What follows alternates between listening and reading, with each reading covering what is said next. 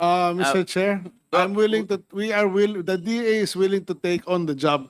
We just need your support Yes, in yes. giving This us is the the power, perfect Mr. venue Chair. for that, Mr. Secretary. So baka pwedeng what law needs to be clarified? Is there a new law that we need to pass? Please prepare it in a position paper, as well as the staffing pattern that you will be needing in the enforcement group. Thank you. That is a very welcome remark, Mr. Chair. Yes, And, thank you. Very important sa amin yan. Salamat sa inyong suporta. Thank you. Halaga lang ano na matuldukan na natin to, and then at least we owe this to the consumer, di ba? We will rush it before Christmas. Yes, please, please. Thank you. Para matulungan natin yung committee. Best effort, best effort. Thank you very much, Mr. May I Chair. Thank you, Secretary King. Before the next will be Congressman Briones, but before that, is there anywhere in any law that refers to DA with respect to price monitoring? Asis? Meron po meron po kami yung AMAS eh. We are doing price monitoring for major commodities ng agriculture. And Pero pagdating ko lang, after monitoring, that's where it ends. Kasi the power nga to work on it is limited by the Price Act. yeah, but under the new law, under Section 5, Daily Price Index, in support of the implementation of this act, DPI. the Agribusiness and Marketing Assistance Services and the Bureau of Agricultural Research, hindi pa ba ito na, ano? Existing pa ba ito? Of the DA, are hereby mandated to establish, strengthen, and maintain a DPI, provided that the BIR, in consultation with the NTA, will set a minimum price for the sale of tobacco products, the minimum retail price, the AMAS and BAR, in coming up with the prices, shall ensure that the DPI exhibits transparency, accountability, and is published on their official. You're able to monitor, but you cannot do something. Yes, sir. It's still monitoring. Anyway, so may I now recognize Congressman Briones. I will interject. Mr. Chair. Briefly, yes. Mr. Chairman. Yeah, based on the statement made by Secretary Laurel, you said that before the tariff was reduced, the annual imported consumption or volume is around 3.8. But this year, Mr. Secretary, based on the records of Bureau of Customs, the volume has dramatically increased to around 4.2 or 4.5 million. So would you agree with me that because of the tariff reduction, smugglers were actually forced to declare? And all along, this is the volume that we are actually importing, except that malaking portion that was not declared. Mr. Chair, ng tariff, it was very malaking incentive to smuggle. Nung binaba yung taripa, maliit na yung incentive to smuggle. Thus, yung actual kaya nabawasan ng smuggling. Yes. So the volume, all along remained, but the smugglers were encouraged more to import and declare.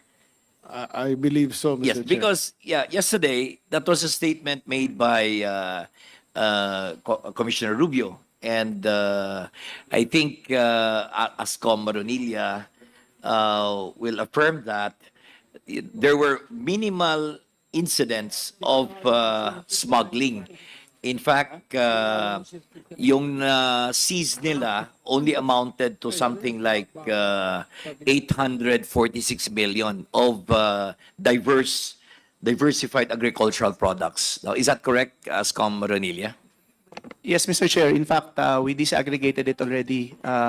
The rice value is 331, Mr. Chair, out of the 800 something that we seized for this year. And mainly it's a case of a visitorial power exercised by the Bureau in one warehouse where I think 3 or 4 owners were not able to produce legitimate documents. So that is too small compared to the taxable amount as declared here from your own record. So as of November, ASCOM, magkano yung taxable value of all rice imports? Do you have a data with you? The value, the taxable value being declared, Your Honor, ranges from about 0.49 to 0.50. Now, we're talking of the entire imports of rice. What is the entire taxable value of all rice imports?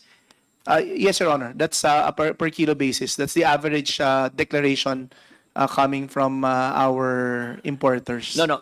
What I'm trying to Overall? point out is overall, because kahit na-reduce yung tariff, na-offset naman ng tamang declaration. Kasi before, 35% ang tariff natin, pero only a few were declaring. Ngayon, na-reduce yung tariff and more importers are declaring. So, ibig sabihin, it's not an entire loss on the part of government. O, medyo nakabawi ang gobyerno dito na kahit na-reduce siya, pero yung mga smugglers, medyo tumino naman. Meaning it's an incentive for them not to smuggle. So, hindi naman lahat natalo yung gobyerno dito because the smugglers, tumino naman and they were forced to declare because it is an incentive to them to import and declare. So, magkano lahat ng, the entire taxable value, ASCOM? Your Honor, it's about 32 billion. 32 billion. Yes, Your Honor. Last year, magkano?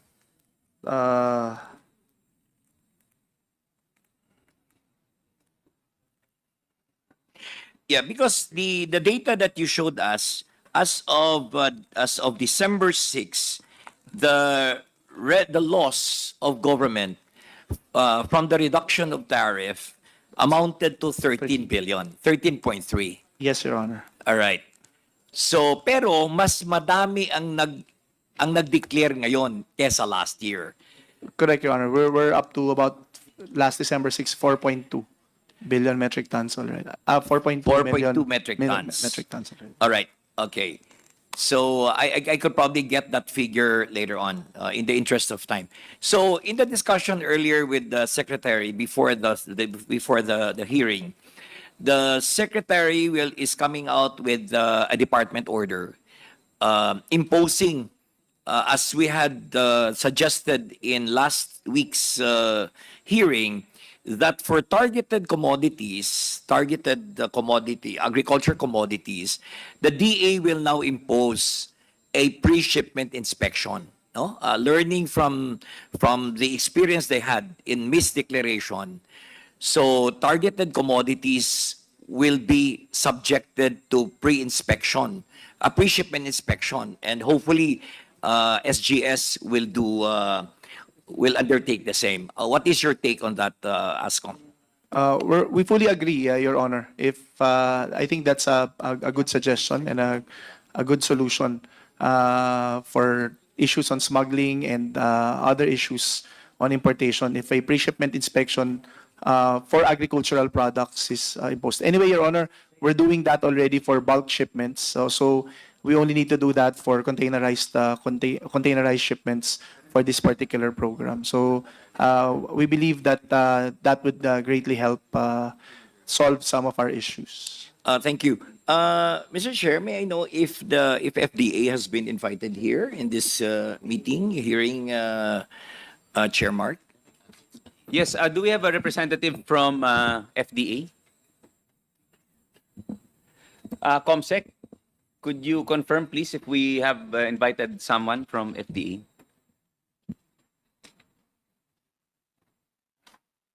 But in the meantime, the chair would like to acknowledge the presence of the Honorable Jervil Jinky Beatrix Luistro, the Honorable Ambrosio Boy Cruz, and the Honorable Lani Mercado Revilla. Mr. Chair, I will reserve those questions if the FDA will attend in the next hearing. Thank you, Mr. Chairman. Total nandun na tayo sa FDA. Tama ba yun, Jet? Na ang basehan ng pagpapasok nyo is an FDA clearance? Depending on which commodity, Bigas. Mr. Chair. No, Your Chair, Mr. Chair. Are you sure? I keep hearing that The basis would be the SPS IC issued by the Bureau of Plant Industry. ang dami kong notes, oh. FDA daw I ginagamit think, Mr. mo. Chair, the FDA has only jurisdiction on processed food. Kasi sabi ni Secretary kanina, ang nangyayari is there's a hairline So, kung nilagay, border between processed food and those of agricultural products like meat. So, ang ibang smugglers, ginagamit nila FDA import permit. Tapos sinasaksakan nila ng chicken or whatever. Sa I mean, likod. I'm sure ASCOM would be able to attest to that. Well, that's a possibility, Your Honor. But again, given the examination and scanning that we conduct with our shipments, kaso you smiled eh. if it happens, it's very So minimal that or means not it's at all. true. There are possibilities to that, Your Honor. I would not deny that. But again, based on how we conduct our examination and scanning, it would be very difficult to do that in a large scale basis. And again, on the gray area on which jurisdiction falls with what regulatory agencies. Years back, Your Honor, we've actually conducted a review together with all our regulatory agencies to delineate which products belong to which agency for regulation. And we have that master list still. Yeah, kasi Mr. Chair, kailangan na mag-attend si FDA dito because we learned that customs should be on the lookout, ASCOM, pag ang permit na ginagamit ng importer is FDA. Kasi kahit may enforcement power ang FDA, kulang din sila ng tao because until today, they were not even able to finish their business plan even if the new FDA law was enacted way back in 2009. Incidentally, I was the author of the new FDA law. So kahit hanggang ngayon, wala pa yan. No? So siguro, ASCOM, mas careful kayo pag nakita ninyo, pag file ng entry na FDA yung import permit, you have to be more vigilant kasi ang smuggler, ginagamit nila FDA import permit rather than securing the permit from the DA. Thank you, Mr. Chair. May I now call on Mr. Congressman Chair. Nick Briones? Thank you, Secretary, Mr. Chair. yes. Mr. Chair, just to add lang sa FDA, the FDA and DA now are working on an MOA na for joint operations to address yung smuggling. We have drafted already the document and is final baka by January meron na kaming agreement, just to update you, Mr. That's Chair. good news because gluta and glutinous are of similar sound. So may I now call on Congressman Briones. Much delayed already. Ayan, thank you, Mr. Chair. Good morning. Sinabi ni Good morning, Mr. Secretary Kiko Laurel.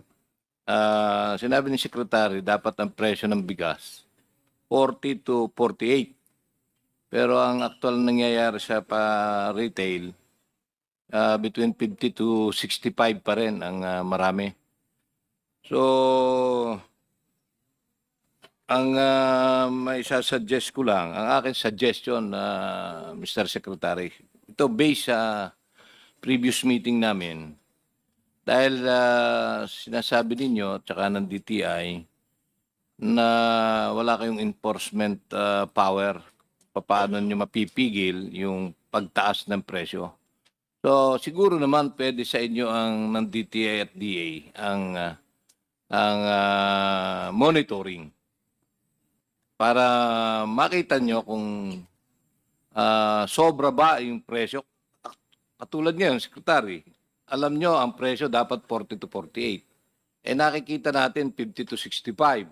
So at least kung napansin yung ganyan, ang sinasuggest ko, Mr. Secretary, siguro pwede nating mitingin yung lahat ng sa local producers ay yung ating mga farmers, millers, traders, and retailers. And then, malalaman natin yung sinasabi natin na farm gate price, ano bang dapat, ano bang kuha ng millers, ano bang dapat kitain ng millers and traders, and then ano bang dapat na presyo ibenta ng ating mga retailers sa local rice natin. And then, maglagay tayo ng suggested retail price para sa lahat ng palengke, at least, malalaman ng tao, o kayo mismo, ba't mataas ang binebenta mo? Compare sa computation na ito ang dapat na suggested retail price. And then pag may nakita tayong mataas magbenta, pwede nating balikan. Sino ang sasamantala, ika nga, or nagbebenta ng mataas? At least na-monitor natin, pwede nating sabihin ngayon, kasi pwede rito hoarding or profiteering. Papasok ito doon sa Anti-Agricultural Economic Sabotage Act natin. Sa ngayon, parang walang enforcement group eh.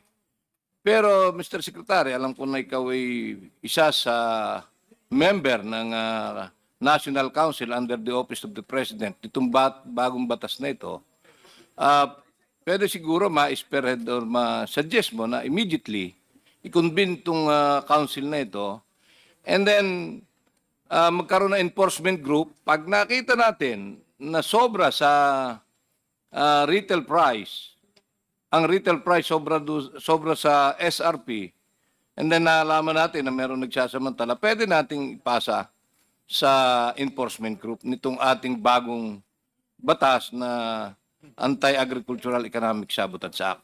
Ito pagdating sa local. Pwede ba yun, Mr. Secretary? Mr. Chair, pag-aaralan natin mabuti, but of course, I think the suggestion to meet yung mga lahat, we've actually started meeting with the different sectors already and identifying the whole supply chain, which actually updating na lang, na-meet na natin sila earlier this year. Unfortunately nga, nag-meeting kami with the retailers about 4 weeks ago. Nung nag-usap, pumayag sila ng they will make 43 pesos yata available. Nung unang linggo, okay. Second week, nawala na naman. Parang wala, hindi maayos, hindi usapan lalaki nangyari. So I really would go for direct intervention talaga eh. Para kung kailangan silang saktan para makinig. Ayun, Something like that. Tama ka dyan, at magagamit natin, Secretary, yung enforcement group nitong Economic Sabotage Council. Pagdating naman sa importer, yung imported na rice, ganun din ang gawin natin. Importer, wholesaler, traders, retailers, pag-usap-usapin, ano ba ang tamang mga markup, and then maglagay ng suggested retail price. So, more or less, malalaman natin kung sumosobra yung ibinebenta sa retail or sa supermarket ng presyo ng bigas. And then, pag meron sobra, balikan din. And then, pag na-identify na meron nagsasamantala, papasok uli yan doon sa pwede ang hoarding, cartel, profiteering, and then ipasa sa enforcement group, Mr. Secretary. Pwede rin kaya yan sa imported na I think yung Mr. Chair, I think the suggestion of Kong Briones should apply to all, no, from retailer, trader, and importer. Kung sino ba nang hindi sumunod sa usapan, eh dapat talagang ma-penalize dahil hindi na maganda yung nangyayari. Thank you, Mr. Chair. Congressman Briones? Pagdating naman sa Mayroon lang. Janet, may importante kang itatanong kay Secretary kasi I would like to cite him in contempt because he wants to leave by 12:20.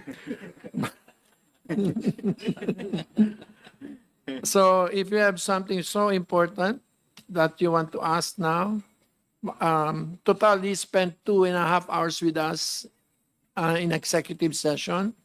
So with the indulgence Okay. of Congressman Okay. Bernardo, who is so knowledgeable about Mr. that. Chair, I moved my schedule already. I can leave at if you 1:15 max, if possible. 1:15. Without Okay, without so go typing in ahead. context. Spend your time. Larga. Okay, thank you, Mr. Chair. So yung pagdating naman sa Bureau of Plant Industry, nakita rin ang problema do sa last hearing na mukhang hindi ayos yung ating pag-accredit ng mga importers, Mr. Secretary. Kasi even yung 200,000 na subscribe capital, nakaka-import ng billions. So, paano natin masisiguro na hindi siya ginagamit nung talagang nasa likod na ibang importer? Isang importer gumagamit ng iba't ibang nag-a-apply ng SPSIC at gusto niya makarami ng ini-import na hindi natin nalalaman. So, ito yung kailangan mabago.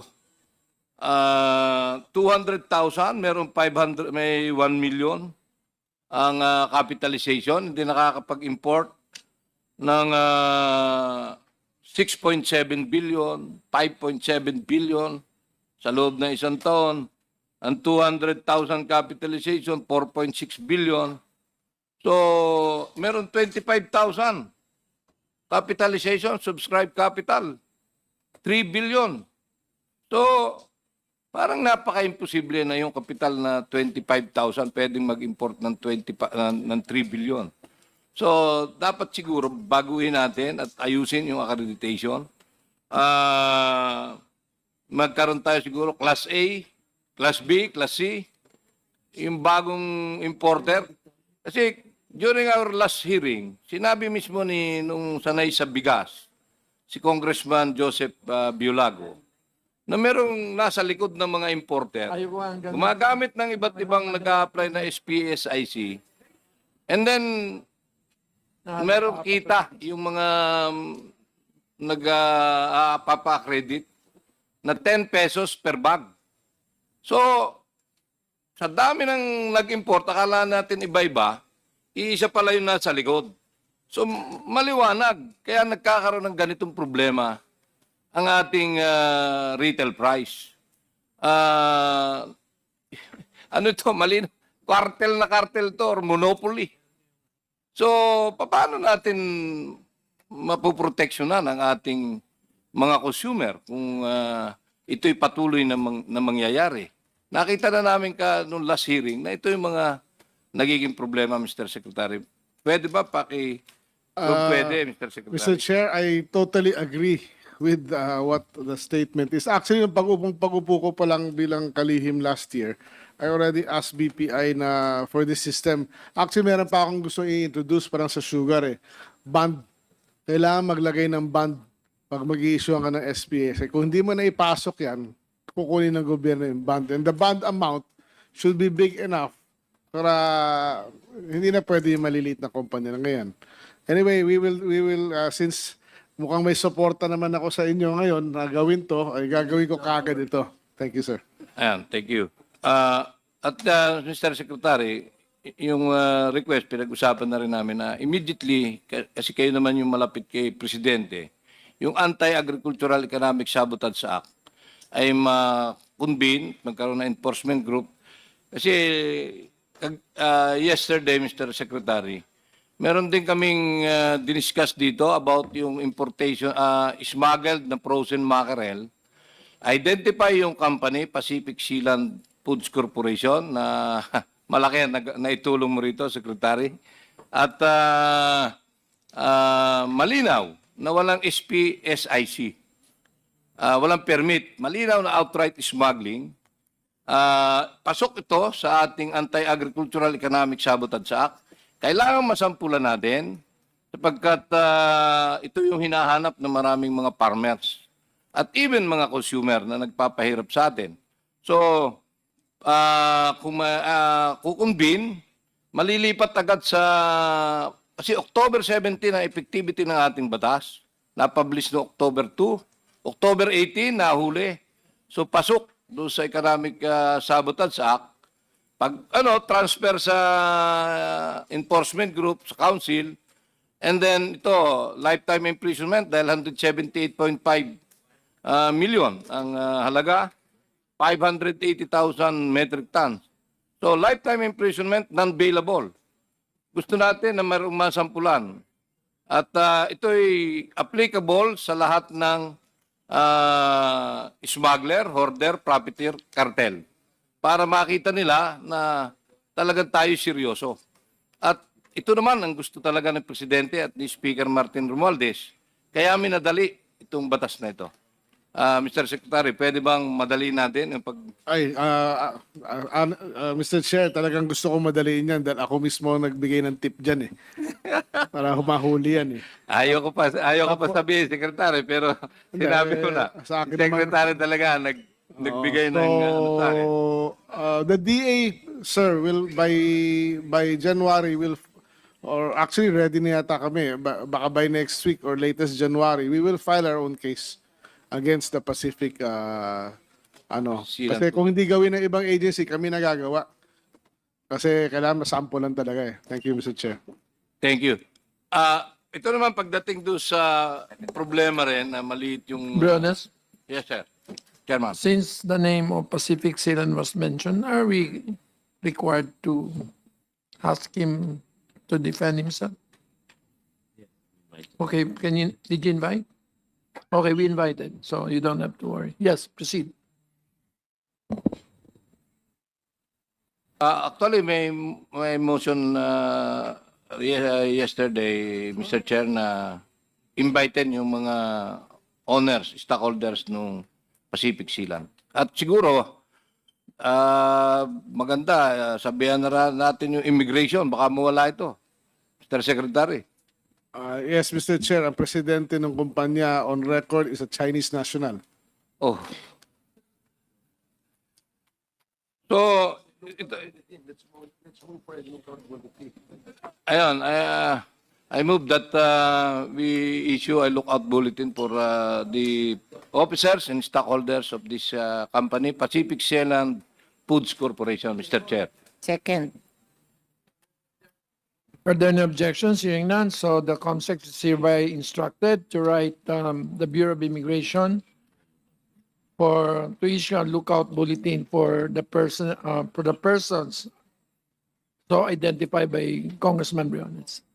Thank you, Mr. Chair. So, Mr. Chair, tungkol naman Pacific sa mga Food. importers, nandito ba mga importers natin, Mr. Chair?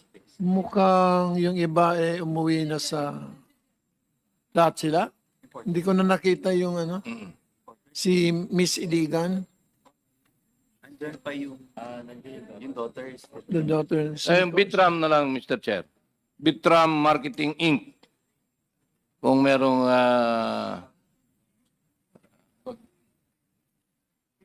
Is Atram around?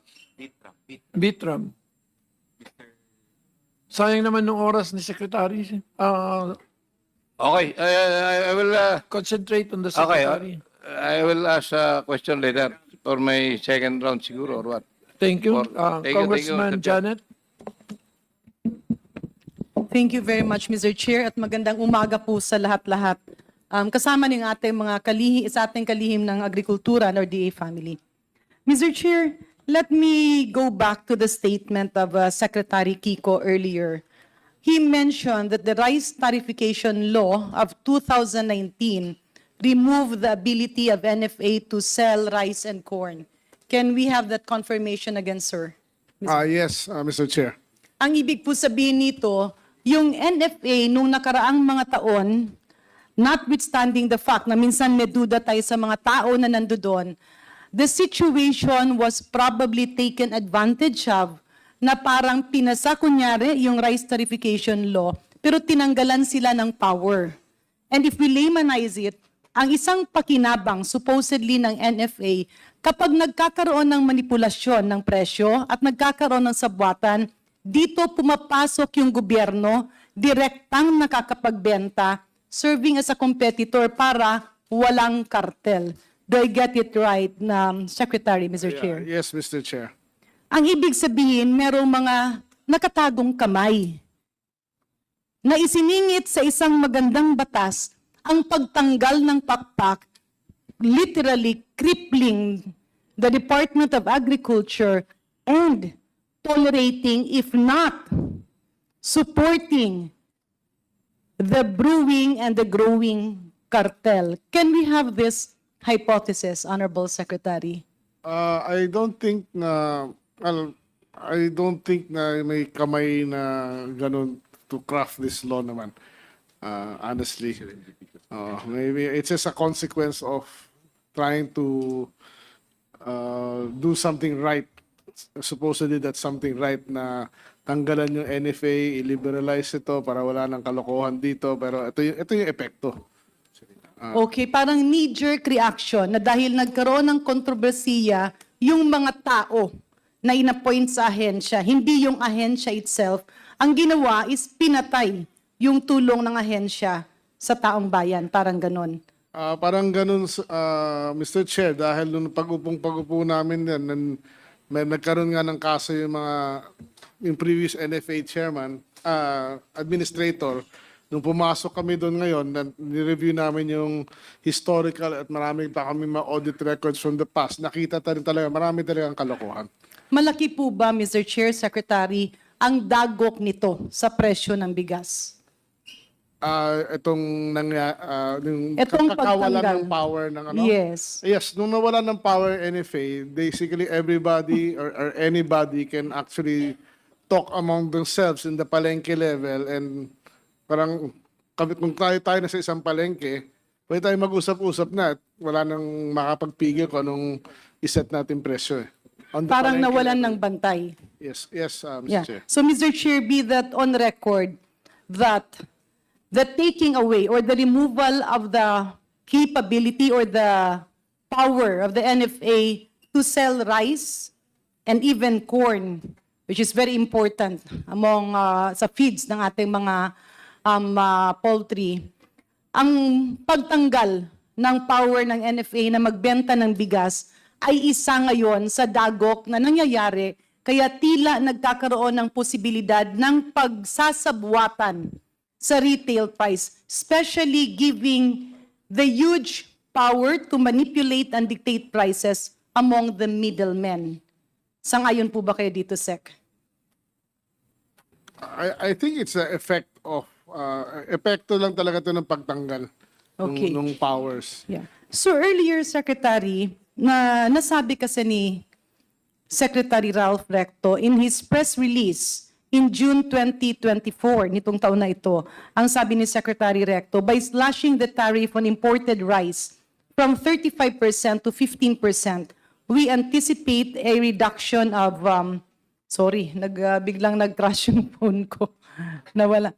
But it was a release in ABS-CBN and other outlets saying that there was a 6 pesos expected decrease per kilo of rice. Pero Mr. Chair, Your Honors, sinabi naman ng Philippine Statistics Authority na ang naging epekto ay 0.44 cents lamang. Hindi nga umabot ng piso. At ang nakikita nila ay bumaba ang global price, bumaba ang landed cost, mataas ang supply as compared to the demand, pero tila hindi bumaba sang-ayon sa nararapat. Hindi man lang nangalahati. Kasi 0.44 cents as compared to 6 pesos is still very far. Sa pananaw niyo po ba, Mr. Chair, doon sa ipinakitang flow ng Philippine Competition Commission kanina, there was a chart presented by PCC and they mentioned the vertical aspect. Itong dito sa wholesaler, papunta sa retailer, tila meron dong mga middlemen. Yun po ba, kaninong ahensya ang pagpulis ng mga middlemen na yun? In my opinion, Mr. Chair, wala. It's a gray area. Tama. So Mr. Chair, dalawa po ang punto natin dito. Una, natanggalan ng power ang NFA na magbenta ng bigas. Bakit ito importante? Dahil kapag nagkakaroon ng sabwatan sa baba, pumapasok ang gobyerno para magbenta at ibaba ang presyo. Pangalawa, tila itong niche ng nagkokontrola ng presyo ay wala pa masyado mga pangalan at walang mga mukha na nasa papel. although alam natin nangyayari ito, inaamin ngayon ni Secretary Kiko ng Department of Agriculture na hindi sila matumbok dahil sa mga gray areas. With this, Mr. Chair, will this august body allow me to put forward a motion to direct the National Bureau of Investigation to investigate backwards from the retailers to the middleman to the wholesalers, or the wholesalers papunta dito sa mga middleman, papunta sa retailers, so that we can specifically identify the responsible people in terms of price manipulation. I so move, Mr. Chair. Before we act on that, is the NBI around? I think we have an NBI. Can you please come forward?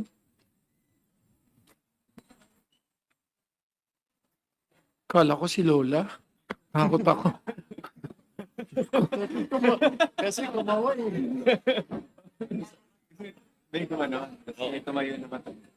May I ask for the NBI?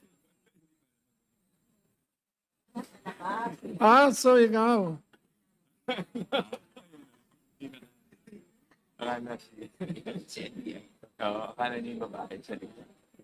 May nani ko pala. Good morning, Mr. Chair. Can you please identify yourself? I am Attorney Santiago of the Organized and Transnational Crime Divisions of the NBI. So does it include white-collar crimes and economic crimes? Yes, Mr. Chair. Okay, so the motion can proceed. Is there Mr. any Chair, second? just a background. Okay. Very quickly, Mr. Chair, or do we hear any second before? Seconded by Lani Mercado. Are there any objections? Hearing none. So same is approved. So the instruction is for the NBI to go backwards.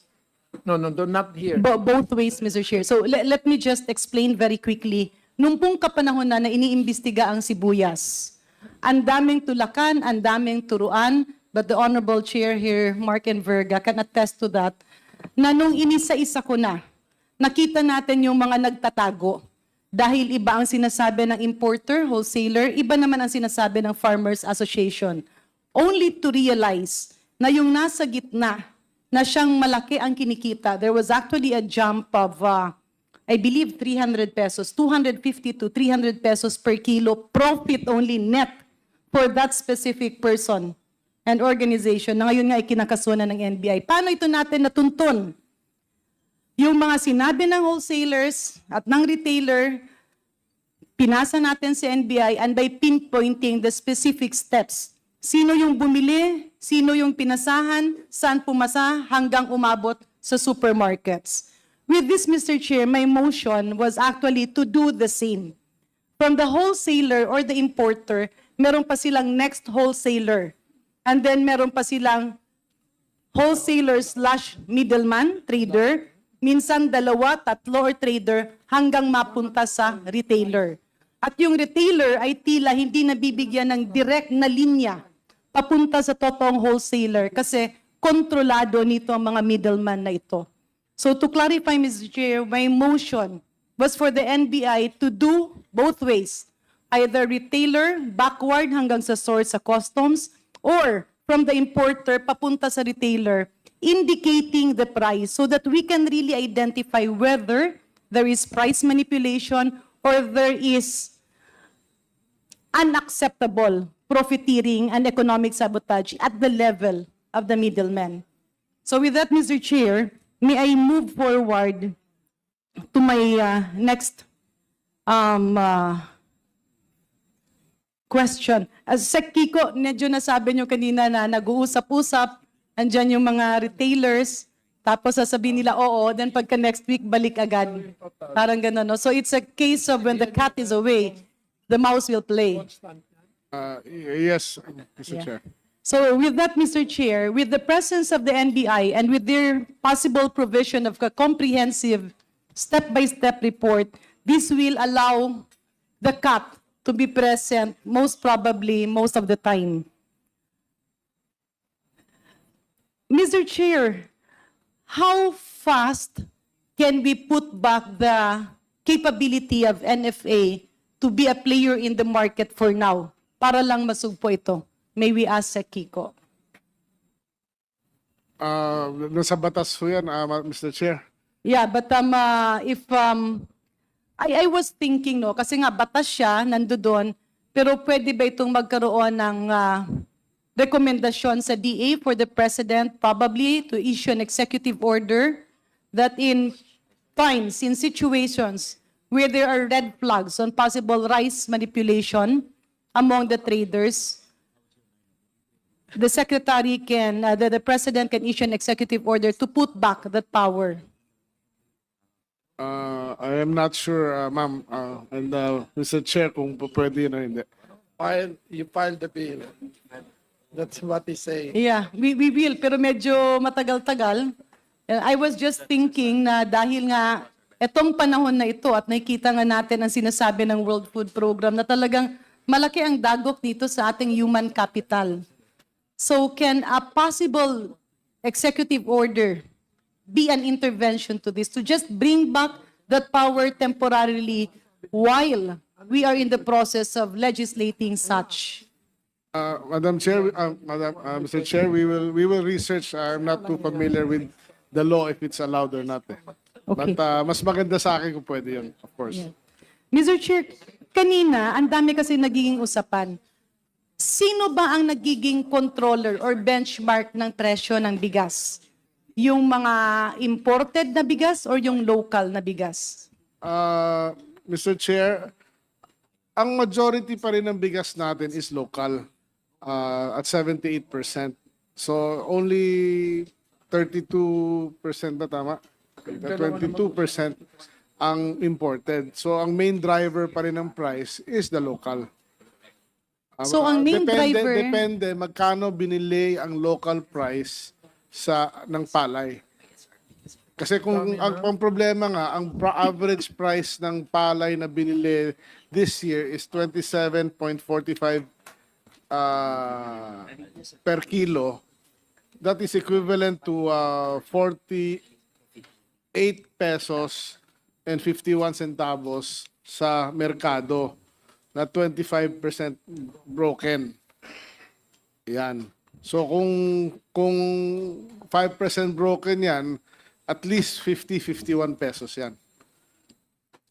So yun yung problema, yun ang malaking problema. Janet, can you wind up? Yeah. So in other words, Mr. Chair, tila ang nangyayari, sumusunod yung imported na presyo dun sa mataas na presyo sa lokal. Hindi, ang nangyari ganito, yung Mr. Chair, nung 35% pa yung taripa, ang landed cost ng imported rice ay mas mataas. So dun sumunod ngayon yung palay price na pagbili. Tapos biglang binaba yung taripa to 15, yung landed cost naman ng imported rice mas mababa na kaysa sa procurement ng palay. Bumaba lang yung price ng palay from 30 pesos to 25 bandang September na, 3 months after yung enacted. So that's why the average price umabot pa ng 30 pesos ang palay price dito nung 35% pa yung taripa.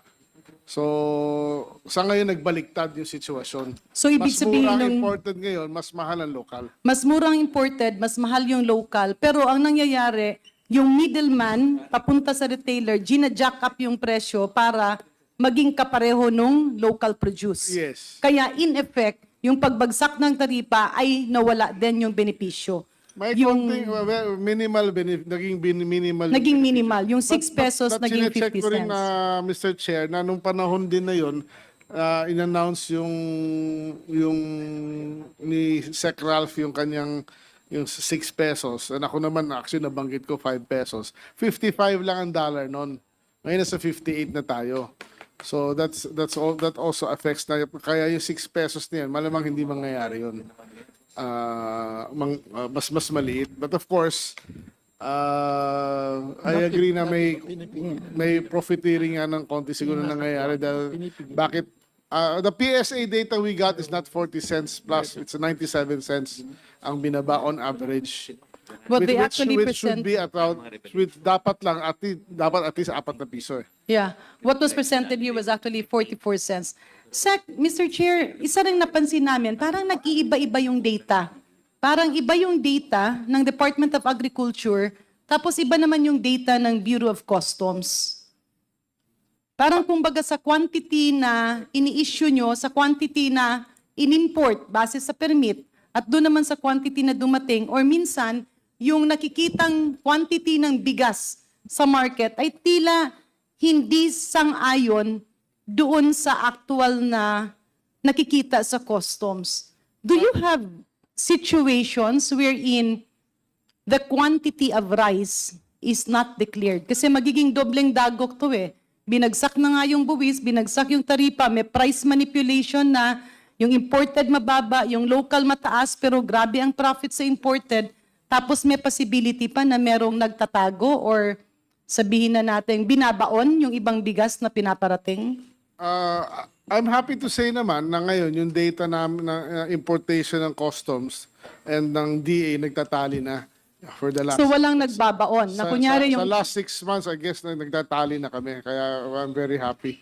At medyo maganda naman ang coordination ko kay Commissioner Rubio about all of this. Kasi sa nakita namin mga papel sec nung kahapon, medyo nagulat kami kasi parang All Souls Day eh. May nakakabaon. Hindi, yung ang tingin ko yung binabanggit niyo sa SPSIC. Yung SPSIC kasi, ang problema diyan, problema talaga is there's no limit na pwedeng applyan ng isang tao. You can apply for 10 million tons eh. No, we cannot stop it. Kung hindi kung dinisapprove namin, maaarta pa kami. Kasi may nakalagay doon, pag di namin inaksyonan 7 days, deemed approved. So there's no way for us to control yung application. Ang ginawa nilang namin is lagyan namin ng time na mag-expire. No, yun na lang ang nagiging paraan namin doon para ma-trash out lahat mas mabilis. But there's any Tom, Dick, and Harry or any Juan can actually apply for SPSIC and get it. But the quantity arriving is exactly what is being declared. The problem there is, Mr. Chair, ang raming SPSIC ang naka-apply, bago darating ang barko, bago ship out ngayon ng barko, pipiliin nila ano lang gagamitin nila. So ngayon yung ginamit nilang SPSIC tsaka yung nakadeklara ngayon na dumarating sa customs, ngayon pareho na. Dati hindi. Ano yung implication kapag hindi pareho? May smuggling dati. At ngayon wala nang smuggling. Tingin ko halos wala na. Kasi In bulk. Kailan po nahinto or na-minimize yung smuggling? Early this year, Madam Chair, Mr. Chair, tingin ko by March na ayos na namin eh. We created a new policy. Ang dati kasi, pagdating ng barko dito, meron mga unscrupulous people, dinideclare lang 40%, yung 60% hindi eh. Tapos pag nahuli sila, ilalabas nila lahat ng SPSIC. So, sorry Mr. Chair, Sec. 40%, ibig sabihin, kunyari, meron silang, let's say 50,000 metric tons ang i-declare sabihin na natin sa 100 ang i-declare nila 40 lang, parang ganun? Yes, Mr. Chair. Meron Meron kami nahuli, 20% lang dineclare. And was, ito ba ay... That is the difference between the data last year. Last year's data is 3.5 million lang ang na-import. pero yung actual na na-import ay hindi 3.5. Ngayon 4.5. So Pero- 1 million tons yon. Pero yung 1 million tons na yon, hindi naman totoong hindi na-import, kundi nalibing, natago. Parang ganon. So, Sec, ano ito? Parang negosyante, importer, wholesaler, Negosyante yun. negosyante. Nabigay na namin yung data sa ating... Yeah, with this, Mr. Chair, I further move that we get the circumstances regarding this situation. Kasi hindi naman, pwede kasi magpalit lang ng pangalan, magpalit ng anyo, at ipagpatuloy po rin. And maybe this is something that the NBI can also investigate. So, Mr. Chair, allow me... Madam and Mr. Chair, I would like to commend naman Customs with working with us at na-solve namin yung issue kasi I don't want Yes, to demonize yes. them. We believe Customs has already been, they have also given us some substantial information. With that, Mr. Chair, may I move that the NBI include in their investigation the specific situation mentioned by the Department of Agriculture where only 20% was declared. We will inform what the Honorable Secretary has referred to. Yes. Yeah. And I think Sec Kiko will be leaving. So No. I can just have 2 questions to the World Food Program. Can we lampas ka ng 15 minutes? Loves you, Chair. Very quickly, very quickly. 1 question to the World Food Program. Happy birthday. Yes. Thank you for that birthday gift, Mr. Chair. Mr. Chair, hindi pa rin kasi ako makatulog. Sir, you speak Tagalog or? Oh, I have to spoken in the English. Ako? Napasubo ako yata. You're handsome, sir. You have good skin. Okay, naintindihan ako, boss.